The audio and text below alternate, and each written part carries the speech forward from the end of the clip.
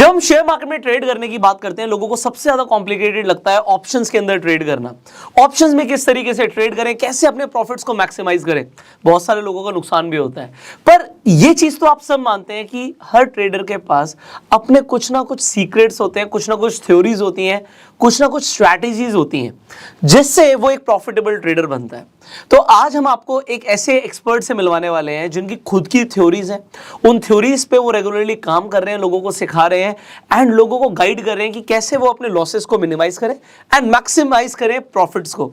तो अगर आप लोग भी अपने प्रॉफिट्स को मैक्सिमाइज करना चाहते हैं और ऑप्शन ट्रेडिंग के सीक्रेट सीखना चाहते हैं, तो मैं आपको मिलवाना चाहूंगा मिस्टर वन एंड ओनली विनय प्रकाश तिवारी जी से। सर, स्वागत है आपका हमारे गो सेल्फ मेड शो पर। बहुत बहुत सभी आपके दर्शकों का स्वागत है, अभिनंदन है और सभी को नमस्कार है। उम्मीद करता हूँ सभी लोग अच्छे हैं और जीवन का आनंद ले रहे हैं। सर, बहुत सारे लोग ऐसे हैं जो आपको जानते हैं डेफिनेटली, एंड बहुत सारे लोग होंगे जो मेरी ऑडियंस होगी जो आपको अभी तक नहीं भी जानती।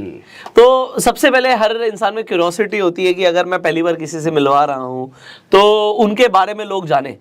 तो आप के बारे में आपसे बढ़िया कौन बता सकता है, कैसे आपकी शुरुआत हुई, कैसे आप यहाँ तक पहुंचे और आपने किन किन थ्योरीज के ऊपर काम किया। सो बिल्कुल स्टार्टिंग से सफर कैसा रहा है उसके ऊपर प्लीज लोगों को गाइड कीजिए। स्टार्टिंग से सफर कुछ ऐसा रहा है कि हमने शुरुआत की as a trader, as a dealer का मतलब कि पहले के टाइम में, आज से 10 साल पीछे चले जाए हम लोग, तो ये ऑनलाइन मोबाइल वाले ट्रेडिंग उतने ज़्यादा नहीं चलते थे। तो स्पेसिफिक ब्रोकर्स के यहाँ डीलर बैठते थे। तो मैं as a dealer sub broker के यहाँ जॉब करता था। तो ट्रेड पंच करने का काम होता था। वहां से शुरुआत की है मैंने और धीरे धीरे बाजार को समझते जब बाजार में खुद इन्वेस्ट करना शुरू किया तो पता चला कि इस बाजार की कड़वी सच्चाई क्या है। और कड़वी सच्चाई ये है कि सीधी सी बात है भैया, आप एक ट्रेड ले रहे हो, एक ट्रेड इनिशिएट किया और सीधा वो ट्रेड जाके स्टॉप लॉस हिट किया, और वो स्टॉप लॉस किया, वो सीधा छुरी आती है, दिल में लगती है इधर।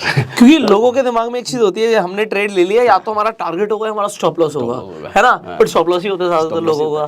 तो उसके ऊपर क्या काम किया। अच्छा, इससे भी पहले इसके ऊपर काम करने के ऊपर हम डेफिनेटली बात करेंगे, बट आपकी क्या स्टॉक मार्केट के ऊपर पहले कोई एजुकेशन थी, पढ़ाई थी, आपने जो भी सीखा आपने डीलरशिप जब आप कर रहे थे तभी सीखा? हाँ, जो भी मैंने किया, मैंने मतलब स्टॉक मार्केट की शुरुआत ही डीलरशिप से शुरू हुई। वो कौन सा ईयर था, कितने साल पहले की बात होगी? 2009 एंड 10 की बात है, जब लेमन ब्रदर्स का फॉल आया था। ये ठीक उसके बाद की बात है, जब बाजार को हम लोगों ने देखना समझना शुरू किया था। उसी से तो न्यूज़ में बाजार बहुत सारा आया था, बाजार के बारे में हमने जानना शुरू किया, पढ़ना शुरू किया, सीखना तो बहुत देर से शुरू किया। सीखना तो लॉस करने के बाद शुरू किया एक्चुअली में। ओके, तो लॉस कब करना शुरू किया? लॉस करना शुरू किया जब ट्रेड करना शुरू किया। 2010 के बाद से ट्रेड में लग गए। जब लोगों को देखा कि भैया आते हैं, इतना पैसा बनता है, वो भी इच्छा हुई कि हम भी करें, क्यों नहीं करें। तो लोगों को नुकसान होता था, वो नहीं देखा आपने? नुकसान कहाँ दिखाई देता है। दिखता तो सबसे पहले प्रॉफिट है कि कौन सा और किसका प्रॉफिट हुआ है। हम तो नुकसान को धीरे से सबकॉन्शियस माइंड में डाल देते हैं, उसको पीछे भेज देते हैं। नुकसान नहीं दिखाई देता। किसी के भी अट्रैक्शन कैसी होती है, उसका जो व्हाइट पार्ट है ना, उससे अट्रैक्शन होती है। उसका जो डार्क पार्ट है, वहां कहाँ अट्रैक्शन होता है, उसको तो हम जानबूझ के आंख बंद कर लेते हैं। तो आपने ट्रेड किसमें, डेरिवेटिव ट्रेडिंग शुरू करा, कैसे ट्रेडिंग? शुरुआत में हमने कैश में ट्रेडिंग शुरू की। और सबसे पहली बार जब मैंने ट्रेड किया था, तो यकीन मानिए कैसी फीलिंग आती है, वो मैं फीलिंग बताता हूँ।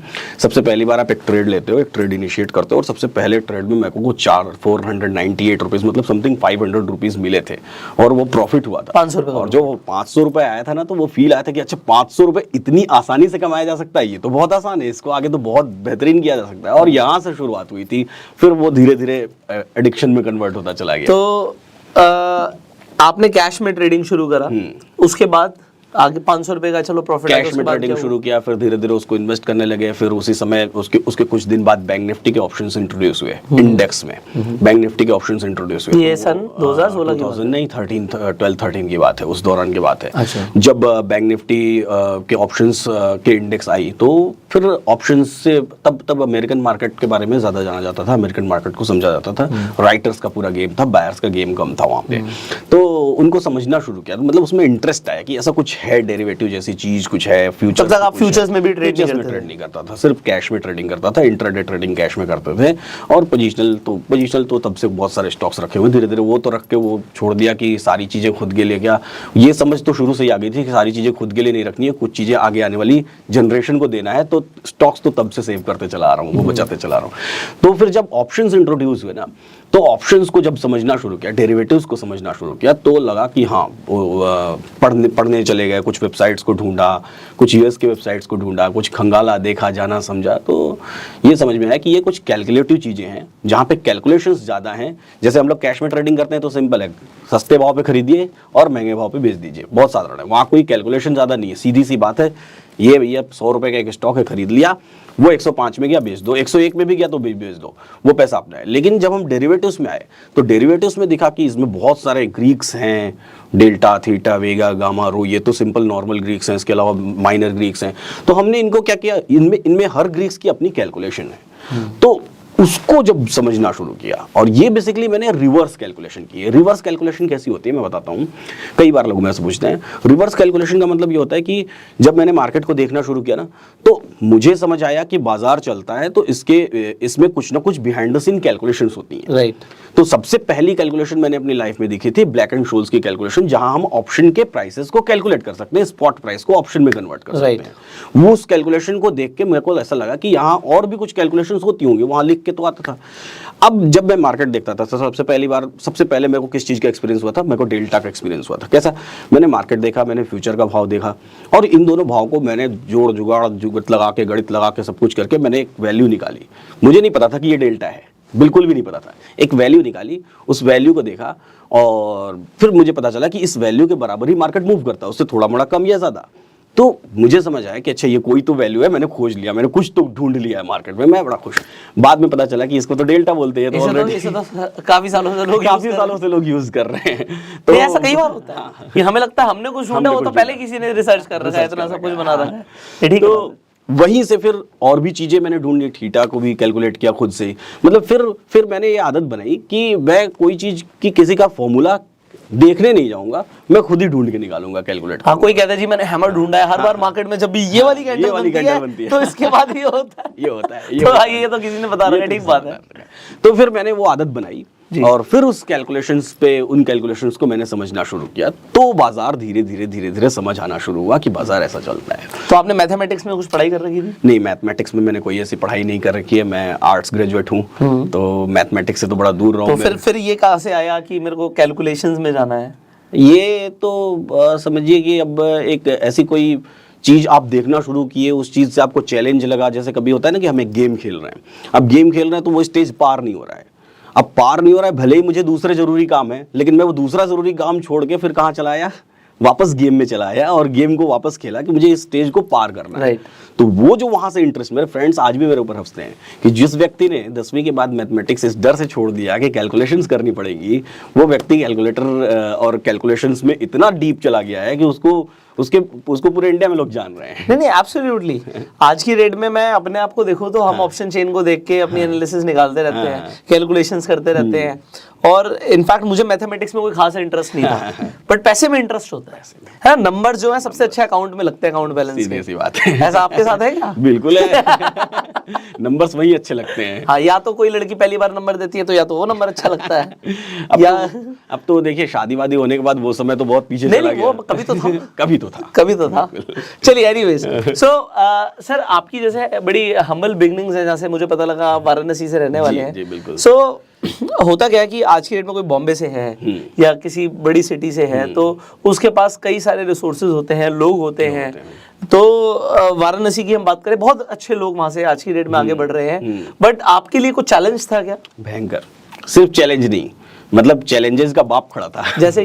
जैसे कि अब जब वाराणसी में आप जैसे सपोज करिए कि आपने किसी को बोला कि मैं नौकरी नहीं करता हूँ, मैं जॉब नहीं करता हूँ, मैंने जॉब छोड़ दिया, अब जॉब छोड़ के मैं यही कर रहा था, तो आपने किसी को बोला मैं जॉब नहीं करता हूँ, तो अच्छा तो क्या करते हो? तो मैं स्टॉक मार्केट करता हूँ, मैं स्टॉक मार्केट में ट्रेडिंग करता हूँ। अच्छा, तो that is kind of gambling. हाँ, तुम जुआरी हो। फिर वो बात वहीं से फैलती है पड़ोस में, पड़ोस से जाती है पूरे मोहल्ले में, और पूरे मोहल्ले से पूरे समाज में कि ये वो जुआड़ी आदमी है। हाँ, बिल्कुल हो सकता है। ये वो है। अभी मैंने थोड़े दिन पहले की बात है, तो आई वाज डूइंग समथिंग, हुआ क्या कि मतलब मैं कहीं गया था और मैं कार में जाके बैठ गया। तो कार में जाके क्यों बैठ गया? क्योंकि एक्सपायरी थी यार, अपना तो पोजीशंस बड़ी है, सिक्योर ऑफ करनी है। तो मैं बैठ गया और मैं वहाँ पे कुछ नहीं कर रहा, मैंने गाड़ी चला दी, मैं पीछे वाली सीट पे बैठ गया और मतलब जो भी कैलकुलेशंस कर रहे हैं और अपने लैपटॉप पे काम कर रहे हैं। तो बाहर से बहुत सारे लोग देखने लग गए, मैं तो इसमें बिजी था, मैं तो देख ही रहा था, बाहर के देख रहे हैं, तो बाहर लोग देख रहे थे कि ड्राइविंग सीट पे कोई नहीं, गाड़ी ऑन कैसे है, ऑन कैसे है। हाँ। तो वो आके देखा, अच्छा ये क्या कर रहे हो, ये काम है भाई मेरा, तो ये जैसे काम है, तो मतलब लोगों को बड़ा अटपटा लगता है कि यार ये भी काम होता है लोगों का। तो आज भी इंडिया के अंदर लोगों को इस चीज पे बिलीव नहीं है कि मतलब this is also a kind of a work जिससे आप रेगुलर पैसा बनाओगे। ये फाइनेंशियल एजुकेशन जब तक बेस नहीं बनेगा ना, मैं हमेशा बेस की बात करता हूँ। बेस मतलब बचपन से हमारे दिमाग में हमको क्या भरा जाता है, भाई तुमको पढ़ के डॉक्टर बनना है, भाई तुमको पढ़ के इंजीनियर बनना है। राइट। अभी तो सोचिए कि पिछले 10-15 साल से स्पोर्ट्स वगैरह की भी बातें होने लगी हैं, गार्जियंस करने लगे हैं, लेकिन उसके पहले तो सिर्फ दो ही रास्ते थे आपके पास। हम लोग कैसे थे, हम लोग जब पढ़ाई करते थे तो सीधी सी बात है, अगर इसने मैथ्स ले लिया मतलब सबसे ब्रिलियंट आदमी है। Right. अगर उसने चलो मैथ्स छोड़ के उसने बायो ले लिया तो चलो ठीक है, वो भी ठीक है। अगर उसने कॉमर्स ले लिया तो वो एवरेज है, और अगर गलती से उसने आर्ट्स ले लिया तो वो तो उसका तो धरती पे बोझ है, उसका जीवन पे ऐसी बातें, ऐसी सोच, मेंटेलिटी। अब इन सब के ऊपर आप अगर बचपन से किसी बच्चे से ये बात करोगे भाई तुमको आगे चलकर ट्रेडर बनना है या इन्वेस्टर बनना है, ना, तो ये तो किसी की सोच ही नहीं है, किसी की भी नहीं है। माँ बाप कहते हैं कि मेरा बेटा पढ़ लिख के डॉक्टर बनेगा, मेरा बेटा पढ़ लिख के इंजीनियर बनेगा। मैं क्या बोलता हूँ, चलो मान लो कि आपका प्लान है सक्सेसफुल हो गया, आपका बेटा पढ़ लिख के डॉक्टर बन भी गया, तो जो पैसा कमाएगा उसको मैनेज कैसे करेगा? कितने आप खुद से देखिए ना, कितने सारे, अभी आप तो इस फील्ड में हो, मैं भी इस फील्ड में हूँ, हम लोग जानते हैं कितने सारे फाइनेंशियल फ्रॉड्स हो रहे हैं। क्या ये सिर्फ अनपढ़ लोगों के साथ हो रहे हैं? नहीं, पढ़े लिखे लोग, पढ़े लिखे अच्छे एजुकेटेड लोगों के साथ हो रहे हैं। क्यों? क्योंकि उनका फाइनेंशियल बैकग्राउंड बहुत वीक है, उन्होंने उस चीज को समझा ही नहीं है, वो अपने प्लान ए में तो कोई गलत पॉलिसी ले लेता है, बैंक वाले चेप देते हैं उन्हें, पता नहीं कौन से प्लान में वो पिछले 5 साल से इन्वेस्ट किए जा रहे हैं और उससे उन्हें फायदा भी नहीं होना, बट ठीक है। अभी मेरे को एक लोग मिले, उन्होंने बताया कि वो पिछले लगभग 6-7 ईयर से अपनी सैलरी का ऑलमोस्ट 90% पार्ट एक पर्टिकुलर एसआईपी में इन्वेस्ट किए जा रहे हैं। राइट। अब उसमें ना उनकी कोई गलती नहीं है कि एसआईपी में इन्वेस्ट कर रहा हो आप, एसआईपी में आपको रिटर्न मिलना चाहिए, तो उन्होंने बोला मेरे को रिटर्न बहुत कम मिल रहे हैं। तो मैंने जिस तरीके से उनको समझा तो मुझे पता चला कि जो पहले रेगुलर प्लान अभी भी चलते हैं, जो रेगुलर प्लान चलते थे जिसमें पहले कैप नहीं होता था। कैप का मतलब कि कैपिंग का मतलब ये होता है कि जब भी कोई एजेंट आपको कोई प्लान देता है या डायरेक्ट प्लान होता है तो पहले कैपिंग नहीं थी कि कितना कमीशन उस एजेंट को जाएगा। राइट। तो ऐसे किसी प्लान में किसी एजेंट ने उनका इन्वेस्टमेंट करवा दिया था और वो कह रहे हैं कि मैं 7 साल से इन्वेस्ट कर रहा हूं और मुझे कोई रिटर्न ही नहीं है, ऑलमोस्ट जितना पैसा मैंने दिया है लगभग उतने ही पैसा मुझे मिल रहा है अभी। तो ये किस कारण है? अब हैं तो वो डेजिग्नेशन में इंजीनियर, सारी चीजें हैं, सारा मेहनत कर रहे हैं, लेकिन पूरी मेहनत की कमाई जा किसके पास रही है पता नहीं, ये पता नहीं। ये नॉलेज देना बहुत जरूरी है। सो सर, यहाँ तक तो आपकी जर्नी काफी हद तक लोगों को समझ आ रही होगी, बट अब बात आती है कि उन लोगों की जो बिल्कुल नए हैं, अब ऑप्शंस के अंदर इंटरेस्ट है, सीख रहे हैं, ट्रेड कर रहे हैं, पर कई सारी चीजें हैं जो उन्हें आपसे सीखने की जरूरत है, तो अब हम उन टॉपिक्स के ऊपर बात करते हैं। बिल्कुल। इन टॉपिक्स में देखिए सबसे पहले तो एकदम शुरुआत से बात करते हैं। शुरुआत इन द सेंस कि सबसे पहली ज़रूरत हमको क्या है? सबसे पहली ज़रूरत है हमको हमारी गलतियों को समझने के लिए। बहुत सारे तरह के लोग हैं, कुछ लोग ऑप्शंस बाइंग कर रहे हैं, कुछ लोग ऑप्शंस राइटिंग कर रहे हैं। बाइंग करने वाले अपने अपने किसी थ्योरीज पे बाइंग कर रहे हैं, राइटिंग करने वाले अपनी अपनी किसी थ्योरीज पे राइटिंग कर रहे हैं। थ्योरीज छोड़िए, इंडिया में 99% जो ट्रेडर्स हैं वो तो सिर्फ या तो दूसरों के भरोसे ट्रेडिंग कर रहे हैं। कोई कहता है किसी टेलीग्राम वाले से टिप्स ले लो, कोई कहता है किसी एडवाइजरी वाले से टिप्स ले लो, कोई कहता है तोता बिठा लो, तोता बोल दे बाई तो बाई कर लो, तोता बोल दे सेल तो सेल कर लो। तो ये सारी चीजें कर रहे हैं लोग, मतलब अपने अपने तरीके से कर रहे हैं। लेकिन मैटर तोता कहाँ मिलता है सर? तोता कहाँ मिलता है? जो पाया वो तोता हमारे दिमाग के अंदर मिलता है एक्चुअली में। जोक सपाट। तो देखिए होता क्या है कि जब हम ट्रेड करने जाते हैं, जब हम ट्रेड स्पेसिफिक होते हैं तो हमको कैलकुलेटिव, देखिए रिस्क लेना जरूरी है मार्केट में। ऐसा नहीं है कि आपको लॉसेस नहीं होंगे, लॉसेस होंगे, हमेशा होंगे। इन लॉसेस से डरना नहीं है, डरना नहीं है इन द सेंस कि जब आप कैलकुलेटेड रिस्क लेंगे तो लॉसेस से आप डरेंगे नहीं। जैसे कि जब हम रैंडम ट्रेड्स ले रहे हैं, रैंडम ट्रेड्स में मैंने कोई एक प्रॉफिट किया या मैंने कोई एक लॉस किया, तो मुझे सिर्फ वो नंबर्स दिख रहे हैं। नंबर्स दिखने का मतलब अगर मैं -10,000 रुपीज किया तो वो नंबर है -10,000 रुपीज, और +10,000 किया तो वो नंबर है। मुझे ये नहीं पता कि मैंने ये लॉस किया क्यों, मुझे ये नहीं पता कि मैंने ये प्रॉफिट किया क्यों, सीधी सी बात है। लेकिन जब आप कैलकुलेटेड रिस्क लेते हैं तो वहां पर आपको पता होता है कि ये लॉस आपको हुआ तो किस वजह से हुआ, क्या क्या मिस्टेक्स आपने की, तो अगली बार एटलीस्ट आप उन मिस्टेक्स को नहीं करेंगे।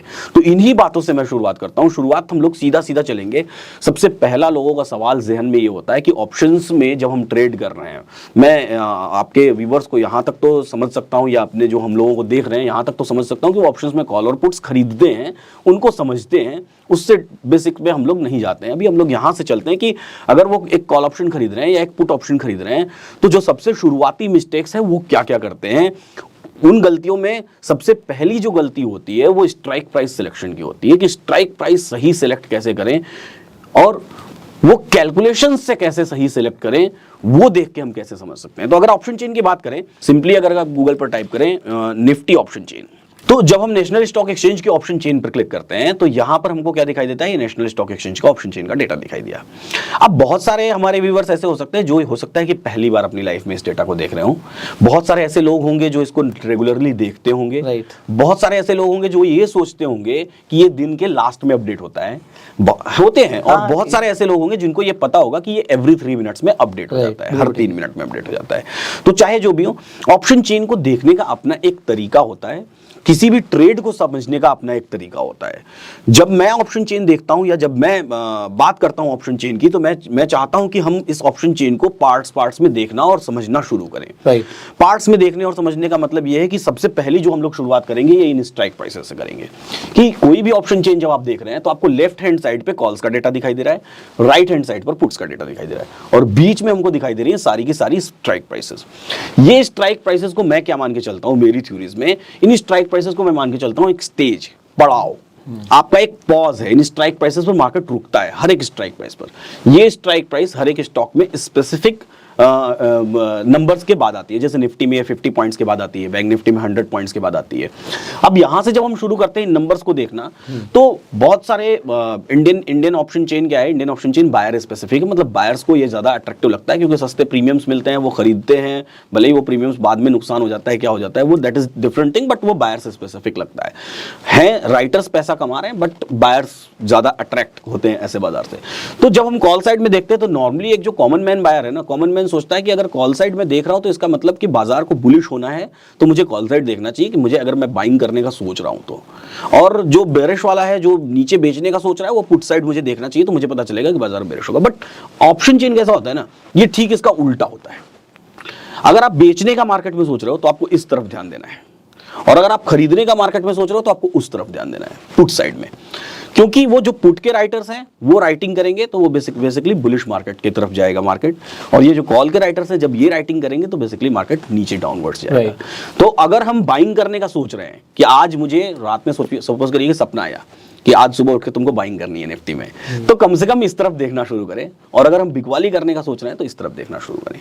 अब यहीं से बातों की शुरुआत होती है। एक स्टोरी है, एक कहानी है कि मैं इस ऑप्शन चेन को कैसे देखता हूं। मैं इस ऑप्शन चेन को स्पेसिफिक इमेजिन करता हूं, एक इमेजिनेशन यहां पर करता हूं। इमेजिनेशन कैसे करता हूं, अगर मैं यहां पर, हाँ बिल्कुल, आप यूज कीजिए। तो अगर हम इस ऑप्शन चेन को देखें तो यहां पर मैं एक इमेजिनेशन करता हूं। क्या इमेजिनेशन करता हूं, एक इमेजिनरी लाइन की इमेजिनेशन करता हूं। वही मेरा सबसे पहला कॉन्सेप्ट भी है, मेरी थ्योरी भी है कि इस बाजार में लाइन मतलब आप चार्ट पे लाइन प्लॉट कर रहे हैं? नहीं, मैं इस ऑप्शन चेन पे लाइन प्लॉट इसी पे लाइन प्लॉट हाँ, इस पे एक लाइन प्लॉट कर रहा हूं। ठीक है। वो लाइन मैं कैसे प्लॉट करूंगा, वो मैं इमेजिन करूंगा, उसको मैं इमेजिनरी लाइन बोलता हूं। इमेजिनेशन करूंगा किसकी, यहां पर एक लाइन होगी, अभी आपको भी ये इमेजिनेशन करनी है। वो लाइन कहां से इमेजिनेशन करनी है, ज्यादातर लोग जब ऑप्शंस को देखते हैं या समझते हैं तो ज्यादातर लोग ऑप्शंस को रिलेट करते हैं फ्यूचर से, राइट, कि ये फ्यूचर से रिलेटेड है। बट मैं क्या सोचता हूं, मैं सोचता हूं कि ऑप्शन और फ्यूचर दो बच्चे हैं स्पॉट के। ठीक बात। स्पॉट से जनरेट होता है फ्यूचर और स्पॉट से ही जनरेट होता है ऑप्शन। बिल्कुल ठीक है। तो मैं ऑप्शन को रिलेट करता हूं स्पॉट से। तो जब आप नेशनल स्टॉक एक्सचेंज के ऑप्शन चेन पर देखेंगे ना, तो बेसिकली ये फ्यूचर से रिलेट करती है, और फ्यूचर के स्पेसिफिक आपको आउट ऑफ द मनी और इन द मनी, वो कॉन्सेप्ट अभी मैं सिखा दूंगा कैसा होता है। वो फ्यूचर से स्पेसिफिक होती है, रिलेट करती है फ्यूचर के प्राइसेस से, लेकिन मैं इसको स्पॉट के प्राइसेस से रिलेट करता हूं। अब अगर हम लोग बात करें कि नेशनल स्टॉक एक्सचेंज पर निफ्टी का आज का मार्केट प्राइस क्या है, ये देखिए यहां पर निफ्टी का मार्केट प्राइस लिखा हुआ दिखाई दे रहा है। निफ्टी का मार्केट प्राइस है 18,512। ठीक है। तो सबसे पहला काम तो हमको ये सोचना है कि ये 512 जो है ये कौन सी दो स्ट्राइक प्राइसेस के बीच में है। हर स्ट्राइक प्राइस की अपनी जोड़ी है। 100 की जोड़ी बनेगी 150 के साथ, ठीक है। 150 की जोड़ी फिर से बन जाएगी किसके साथ, 200 के साथ। ठीक बात। ऐसे करते करते जब हम आएंगे तो हमको पता चलेगा कि 500 की जोड़ी बनी है 550 के साथ, और ये जो लाइन में इमेजिन कर रहा हूं ये इन्हीं दोनों के बीच में इमेजिन कर रहा हूं। ओके, ठीक है, this is my imaginary line. Okay, यहां पे मैं इमेजिन कर रहा हूं कि एक लाइन है। अब मेरा ये ऑप्शन चेन 4 पार्ट्स में डिवाइड हो गया। अब अगर मैं इसको ए लिख दूं, ए बी सी लिख देता हूं और डी लिख देता हूं, ये 4 क्वाड्रेंट्स हो गए आपके। हाँ ठीक है। 4 पार्ट्स में डिवाइड हो गया। अभी तो नेशनल स्टॉक एक्सचेंज के ऑप्शन चेन पर क्या दिखाई दे रहा है, ए पार्ट आपको डार्क दिखाई दे रहा है, डी पार्ट आपको डार्क दिखाई दे रहा है, बी पार्ट आपको व्हाइट और सी व्हाइट दिखाई दे रहा है। कभी कभी ऐसा होगा कि इसी ऑप्शन चेन पर जब फ्यूचर और स्पॉट में डिफरेंस आ जाएगा, मान लीजिए फ्यूचर की प्राइस ये तो स्पॉट की प्राइस है, मान लीजिए फ्यूचर की प्राइस हो जाए 551, ऐसे केस में ये आपको यहां से डार्क दिखाई देना शुरू हो जाएगा, लेकिन फिर भी मैं उसको स्पॉट प्राइस के अकॉर्डिंग ही इमेजिन करता रहूंगा कि दिस इज माई प्राइस, ये मेरी प्राइस है। अब ये 4 पार्ट्स में डिवाइडेड हो गया। अब यहीं से डिराइव होता है इन द मनी और आउट ऑफ द मनी और एट द मनी का कॉन्सेप्ट। इन द मनी का मतलब क्या, अगर मैं टेक्निकली समझाने जाऊं ना तो टेक्निकली बहुत सारी जगह गूगल पे लिखा हुआ है और लोग देखते भी हैं, समझते हैं, बट उसको हम लोग रैंडम भाषा में समझते हैं, रैंडम समझते हैं कि बेसिकली इन द मनी होता क्या है। इन द मनी का मतलब ये होता है कि इंट्रिंसिक वैल्यूज, इंट्रिंसिक वैल्यूज का मतलब भाई सीधी सी बात है, अगर हम ये लैपटॉप खरीदने जा रहे हैं तो लैपटॉप वाला जिस व्यक्ति ने मुझे ये लैपटॉप बेचा, अगर मैंने ये लैपटॉप सपोज करिए कि 50 रुपीज में खरीदा, तो उसको 50 रुपीज का ये नहीं मिला होगा, उसको कितने का मिला होगा, 45 का मिला होगा, 46 का मिला होगा, 49 का मिला होगा, उसको उससे कम भाव में मिला होगा। तो ऐसे ही जब राइटर हमको ये माल बेचता है ना, तो राइटर को इसकी कॉस्टिंग क्या पड़ती है, हमको ये देखना है। तो राइटर को इसकी कॉस्टिंग पड़ती है इंट्रिंसिक वैल्यू की कॉस्टिंग। वो कैसी होती है कि कॉल साइड में बाजार जिस भी स्ट्राइक प्राइस को, ये 512 है ना, जिस भी स्ट्राइक प्राइस को पार कर चुका है, इसलिए तो मैंने इमेजिनरी लाइन देखी, 500 को पार कर चुका है, तो कॉल साइड में 500 के ऊपर वाले सारे इन द मनी हो गए। उससे पहले के जितने, उसके पहले के जितने हैं 450, 400, 350, 300, ये सारे इन द मनी हो गए। तो ये डार्क में आपको दिखाई देंगे यहां पर। और पुट साइड में बाजार अभी जिसको टच नहीं किया है, या कह लें इस तरफ से अगर चलें तो जिसको पार कर चुका है, पुट साइड में तो नीचे की तरफ बाजार गिर रहा है ना, अब 19,000 का मार्केट होता तो धीरे धीरे गिरते गिरते 18,550 क्रॉस कर चुका है, अभी 500 नहीं गया है। तो पुट साइड में जिसको पार कर चुका है बाजार, बेसिकली ये हो गया हमारा इन द मनी का पार्ट। तो यही हमको यहाँ पर डार्क दिखाई देता है, क्योंकि ऑप्शन के प्रीमियम जो भी है उसके अंदर आप लोगों को बताना 2 चीजें हैं, या तो आप 2 चीजें हैं, एक है टाइम वैल्यू और दूसरा है इंट्रिंसिक वैल्यू। तो सर आपको कंसेप्ट ये समझाना चाहते हैं, अगर आप एग्जांपल के लिए 18,300 की हम बात कर रहे हैं, 253 है और बाजार आपका चल रहा है 18,512 पे, तो अगर आप 18,512 को मैं आपके सामने करके भी दिखा देता हूँ, आपको कंसेप्ट क्लियर हो जाएगा। मैं 1 सेकंड का टाइम ले रहा हूँ सो दैट मैं लोगों को समझा दूं ना। 18,512 पे बाजार है, माइनस में कर दूं 18,300, तो मेरे पास वैल्यू आई 212, ये 212। बट यहाँ पर प्राइस जो है वो है 253। अगर मैं 253 माइनस करूंगा तो 41 ये एक्स्ट्रा क्या है, ये है टाइम वैल्यू, और जो इसके अलावा है वो है इंट्रिंसिक वैल्यू। तो 41 रुपीज ये प्रीमियम अभी के लिए महंगा है, महंगा कह लो, या फिर बायर जो खरीद रहा है वो 41 रुपीज एक्स्ट्रा दे रहा है। सीधी भाषा में समझाते हैं, एकदम सीधी भाषा में, भाई साहब ये इतना कमीशन है राइटर का, कमीशन है, आप ही समझ लो। अब ऐसा समझो कि आप यहाँ पर राइटर का अगर कमीशन 41 रुपीज है, तो फिर अगर 350 पे देखें तो 350 पे भी आपको सेम वही intrinsic value plus time value, time value कह लें, एक्सट्रिंसिक वैल्यू कह लें। एक्चुअली दोषी तो थीटा को माना जाता है, लेकिन है उसके पीछे बहुत सारी चीजें, बदनाम थीटा है अकेला। तो अब यहाँ पे ऐसे ही बात करें 500 से, सीधा सीधा आराम से समझने के लिए ऑडियंस को सीधी कैलकुलेशन, 500 से 512 कितने रुपए ऊपर, 12 रुपए ऊपर, 12 रुपीज। तो 12 रुपीज तो हुआ आपका, और बचा जो 90 रुपीज वो किसका, राइटर का। मतलब राइटर आपसे यहां खुले खुले बोल रहा है, भाई साहब मैं 90 रुपए लेने के लिए यहां पर एलिजिबल हूं, खरीदना है तो खरीदो, नहीं खरीदना है तो मत खरीदो। हमको उसको समझना जरूरी है। अब यहां पर एक बड़ी मजेदार स्टोरी मैं आपको बताता हूं। मजेदार स्टोरी ये है कि हम लोग इसको क्लीन कर लेते हैं, और मजेदार स्टोरी ये है कि ये हो गई हमारी इमेजिनरी लाइन, सॉरी ठीक है, ये हो गई हमारी इमेजिनरी लाइन, ठीक है। आपने भी सुनी होगी शायद वो स्टोरी, फिर भी मैं आपको सुनाता हूँ, सुनी होगी तो बताइएगा। एक 2 बिल्लियों की कहानी, 2 cats are there, 2 बिल्लियां हैं, दोनों को मिल जाती है एक रोटी, ठीक है, और उस रोटी के लिए दोनों को आपस में हो जाती है लड़ाई। क्यों लड़ाई हो जाती है, कि दोनों का आपस में सामंजस्य नहीं है, दोनों का एक दूसरे पर भरोसा नहीं है।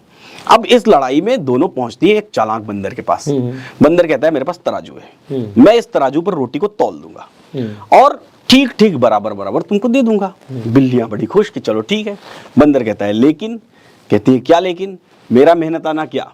तो बिल्लियां कहती हैं कि आप क्या लोगे बता दो। बंदर कहता है मैं कुछ नहीं लूंगा, कुछ भी नहीं, बस जब मैं रोटी को तौलने जाऊंगा ना, तो जिस तरफ का भी टुकड़ा मान लीजिए थोड़ा सा भी भारी हुआ है, 1 ग्राम भी भारी, बस मैं वो 1 ग्राम रोटी का टुकड़ा खा लूंगा, आपको बराबर करके आपका रोटी आपकी। बिल्लियां कहती है बहुत बढ़िया। तो बंदर कहता है ठीक है। अब जब वो तौलता है, जब वो बैलेंस करता है, तो जानबूझ के एक तरफ की रोटी का टुकड़ा एक्स्ट्रा भारी कर देता है, और एक्स्ट्रा भारी करते ही ऐसे एक्स्ट्रा भारी कर दिया। अब जब दूसरी तरफ का हल्का हो गया तो फिर दूसरी जो भारी वाला है उस टुकड़े को खाया, और ऐसा करते करते करते करते थर्सडे आ जाता है, रोटी खत्म, 3:30 PM हो जाता है, और सारा का सारा प्रीमियम 0 हो जाता है, राइट। रोटी खत्म हो जाती है। तो अब यहां पर कौन दो बिल्लियां हैं? एक कॉल का बायर, एक पुट का बायर। और बंदर है सेलर, बंदर है राइटर। कॉल के बायर ने कहा कि भाई मैं तो क्या बोलता हूँ कि राइटर ने कहा कॉल के बायर को कि भाई बाजार ऊपर जाएगा तो तुम प्रॉफिट बुक कर लेना, और जब बाजार नीचे गिरेगा तो तुम प्रॉफिट बुक कर लेना। अब बेसिकली हुआ क्या कि दोनों ना बाजार वो स्पेसिफिक ऊपर लेके गया ना नीचे लेके गया, और end of the day, end of the week पूरा प्रीमियम 0 हो गया, है ना।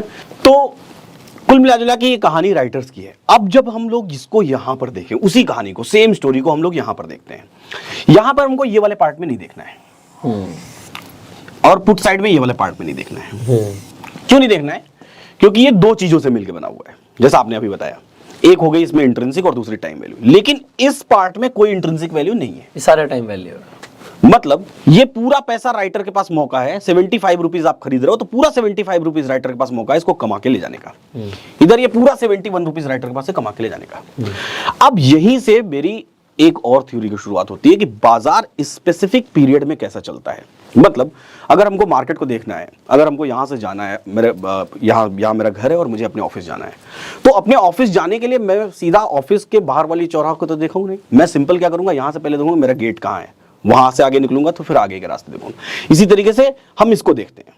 हम पहले क्या करेंगे, हम सबसे पहले, अब आप देख के मुझे बताइएगा जी, हम सबसे पहले क्या करेंगे, हम सबसे पहले इस इमेजिनरी लाइन को इमेजिन करेंगे। ये हमने इमेजिन कर लिया, ठीक है। अब ये हम इधर के आउट ऑफ द मनी के प्रीमियम्स को आप ध्यान से देखिए, और इधर के आउट ऑफ द मनी के प्रीमियम्स को ध्यान से देखिए। आपको किधर का प्रीमियम ज्यादा दिखाई दे रहा है? नियर अबाउट तो ये 75 आ रहा है, कॉल साइड वाला थोड़ा मोड़ा ज्यादा है, अभी लगभग बैलेंस है, बिल्कुल बैलेंस है, बस वो 75 है, 71 है, बाकी सब बराबर है। यहीं से खेल शुरू होता है।